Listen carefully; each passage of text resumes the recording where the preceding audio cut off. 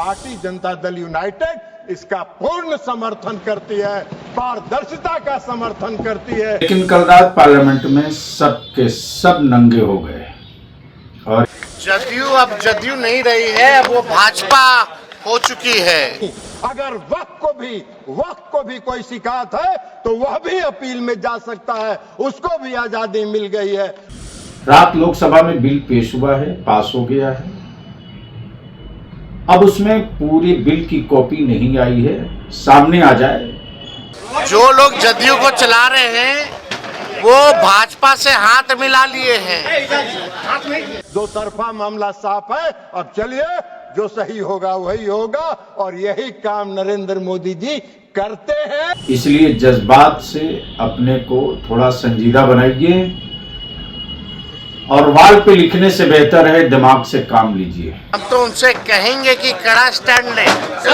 नीतीश कुमार की जेडीयू को झटका लगना शुरू हो गया है। वक्त पे संशोधन विधेयक का समर्थन करना नीतीश कुमार को भारी पड़ता दिख रहा है। नीतीश कुमार की पार्टी के मुसलमान नेता अब एक खुली आवाज में बोल रहे हैं और बिल का विरोध करते नजर आ रहे हैं। ऐसे में तेजस्वी यादव ने भी कह दिया है कि नीतीश कुमार की जेडीयू भाजपा हो गई है। नमस्कार, दर्श न्यूज में आपका स्वागत है। मैं हूं अनुराग। सबसे पहले बात करते हैं नीतीश कुमार को लगे तगड़े झटके की। जी हां, विकेट गिरना शुरू हो गया है। जिस तरह संसद में ललन सिंह ने पुरजोर तरीके से समर्थन किया सरकार का, वक्फ बोर्ड संशोधन विधेयक का पुरजोर तरीके से समर्थन किया, उसके बाद अब नेता नाराज होने लगे हैं। सबसे पहले चर्चा करते हैं, आपको एक पत्र दिखाते हैं जिसमें पार्टी से इस्तीफा दे दिया है एक बड़े नेता ने, मुसलमान नेता ने। तो क्या कुछ लिखा है, सबसे पहले आप वो लेटर देखिए। सीएम नीतीश कुमार के नाम पत्र लिखा गया है और लिखा गया है कि पार्टी के प्राथमिक सदस्यता एवं अन्य जिम्मेवारियों से त्याग पत्र। नीचे नाम देखिएगा, मोहम्मद कासिम अंसारी हैं, जेडीयू के वरीय नेता हैं, विधानसभा प्रत्याशी रह चुके हैं ढाका से। तो पहला विकेट गिर गया है। जी हां, आपको बताएं जिस तरह से उन्होंने लिखा है, लेटर भी थोड़ा सा पढ़कर सुना देते हैं आपको क्या कुछ लिखा है उन्होंने। निवेदन पूर्वक कहना है कि हम जैसे लाखों करोड़ों भारतीय मुसलमानों का अटूट विश्वास था कि आप विशुद्ध रूप से सेकुलर विचारधारा के ध्वजवाहक हैं, लेकिन अब यह यकीन टूट गया है।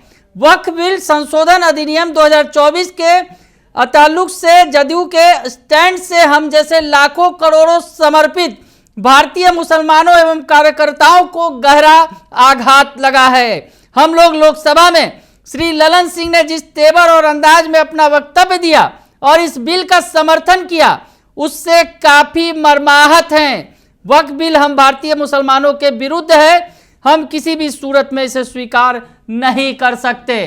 तो लेटर में जो बातें लिखी गई हैं, काफी कड़ी बात कही गई है और ये पहला विकेट गिरा है। ऐसे अभी कई नेता लाइन में हैं, बड़े बड़े नेता हैं।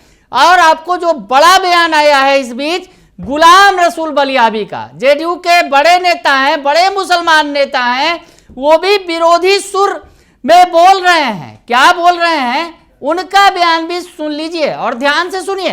लेकिन कल रात पार्लियामेंट में सब के सब नंगे हो गए और ये वाजे हो गया कि अब कॉमनल और सेकुलर और कॉमनल दोनों में कोई फर्क नहीं है। अपना मफाद और अपनी बालादस्ती। इस वक्त अदालत और एक्सीडेंट के बाद बहुत हिम्मत करके आपकी अदालत में इदारे शरिया का खादिम हाजिर है। 31 पेज का सुझाव इदारे शरिया ने जेपीसी को भी दिया था, बिहार के वजीर आला मोहतरम जनाब नीतीश कुमार साहब को भी दिया था, चंद्रबाबू नायडू को भी भेजा था और जेपीसी के मेंबरान को भी भेजा था। रात लोकसभा में बिल पेश हुआ है, पास हो गया है। अब उसमें पूरी बिल की कॉपी नहीं आई है, सामने आ जाए इसलिए जज्बात से अपने को थोड़ा संजीदा बनाइए और वाल पे लिखने से बेहतर है दिमाग से काम लीजिए। अदारे शरिया बहुत जल्द, आज शाम तक बिल की कॉपी आ जाएगी।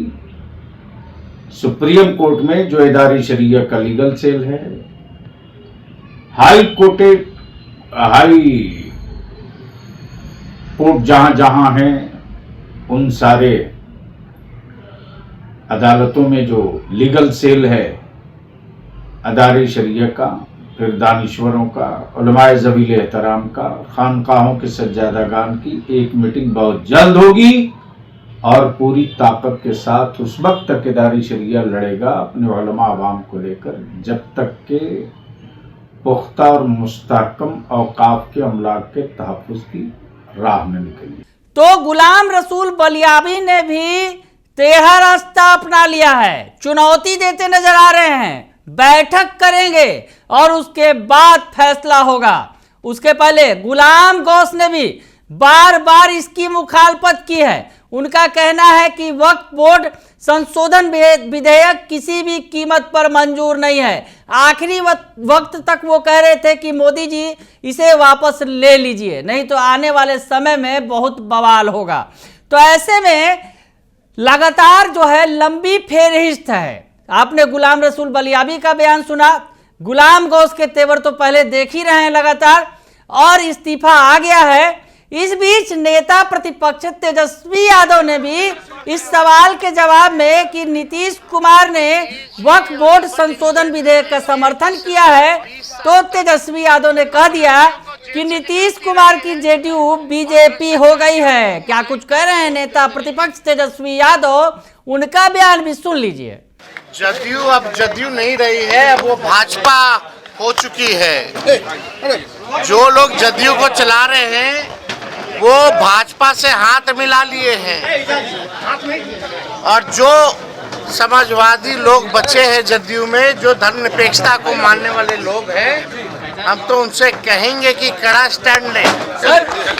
केंद्रीय गृह मंत्री का कहना है कि लालू जी के सपना को पूरा किया है। अमित शाह कह रहे हैं कि तो सुन लिया आपने कि तेजस्वी यादव ने कह दिया है कि जेडीयू बीजेपी हो गई है।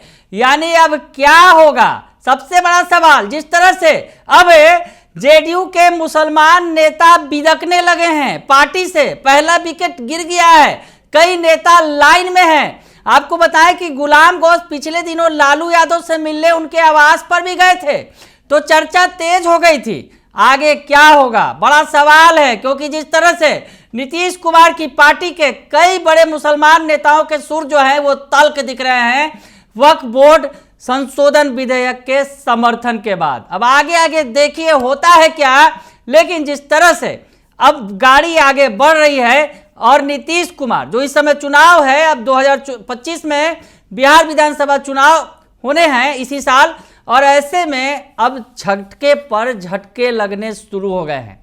चलिए आगे आगे देखते हैं होता है क्या, लेकिन यूँ कहें तो इसकी शुरुआत हो गई है। मुसलमान नेताओं ने अब वक्फ बोर्ड संशोधन विधेयक के समर्थन करने पर अपना असर दिखाना शुरू कर दिया है। बने रहिए दर्श न्यूज के साथ, तमाम खबरों से आपको अपडेट रखेंगे। फिलहाल के लिए इतना ही, धन्यवाद।